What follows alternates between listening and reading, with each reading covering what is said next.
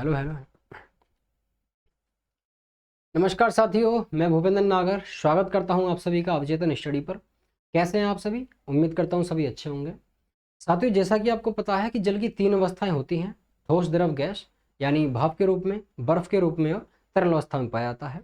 तापमान में अंतर के कारण जल अलग अलग अवस्थाओं में बदलता रहता है, सही है ना। यानी तापमान में जैसे डिफरेंस आएगा वो अलग अलग अवस्थाओं में बदलता रहेगा। यानी कि जैसे अधिक तापमान की वजह से, ज़्यादा टेम्परेचर की वजह से जो पानी है वो भाप में बदल जाता है और आप जानते हो उसको वाष्पीकरण बोला जाता है। ठीक उसी प्रकार कम तापमान की वजह से जो भाप है वो पानी में बदल जाती है और इस प्रक्रिया को साथियों भूगोल में बोला जाता है संघनन। यानी अंग्रेजी में इसके लिए शब्द है कंडेंसेशन। अब भूगोल में हम कंडेंसेशन के यानी संघनन के अलग अलग रूप पढ़ते हैं, सही है। जब संघनन हिमांक से ऊपर होता है यानी 0 डिग्री से ऊपर होता है तो ओस, कोहरा, कुहासा, धुंध कोहरा या पानी की बूंदों वाले बादलों का निर्माण होता है।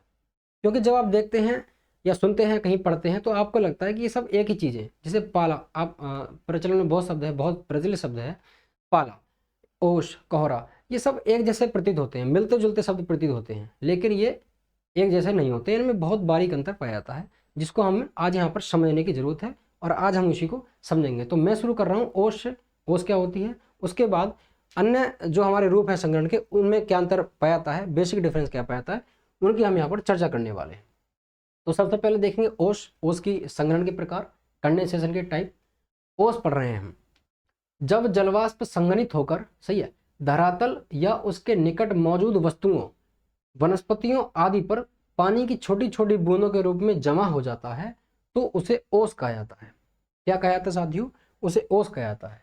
वनस्पति की जैसे इन्होंने बात की, यहाँ पर देखिए, ये घास का कोई तिनका हो सकता है या पौधे की, किसी पौधे की कोई पत्ती हो सकती है और जो पानी की बूंदें हैं वो छोटी छोटी बूंदों के रूप में जो हमारी जलवाष्प संग्रहित होकर यहाँ पर जमा हो गई है, सही है, जमा हो गई है, तो इसको बोला जाता है ओस।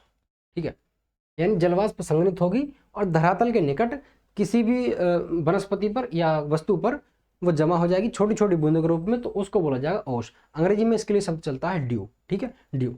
तो ओस का अर्थ बेसिकली यही होता है। आगे है पाला।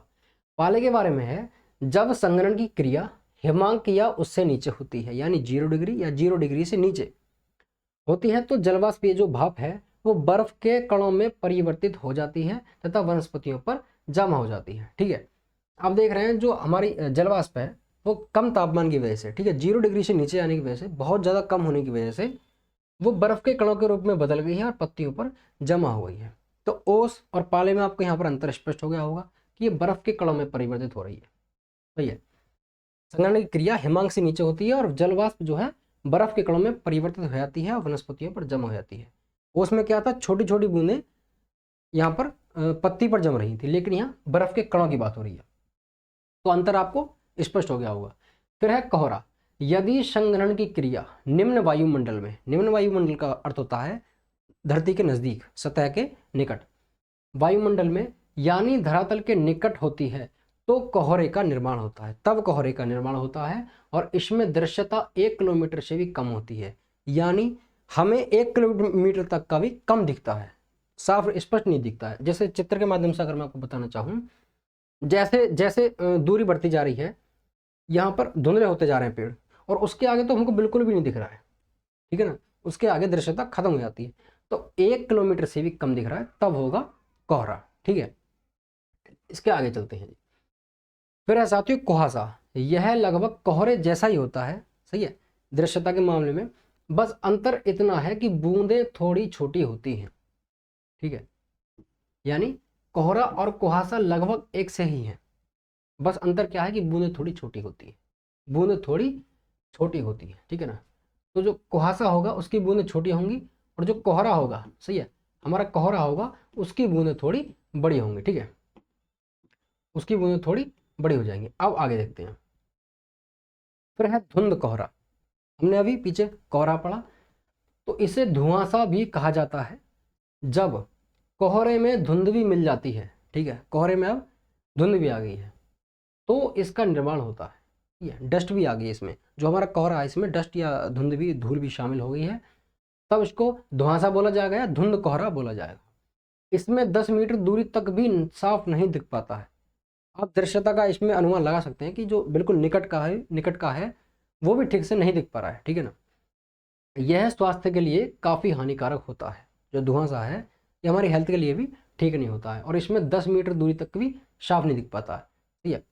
अब आगे बढ़े अगर हम अंत में आते साथियों, जैसा कि आपको बताया था भाई कि जल की बूंदों वाले बादल बनते हैं, सही, पानी की बूंदों वाले।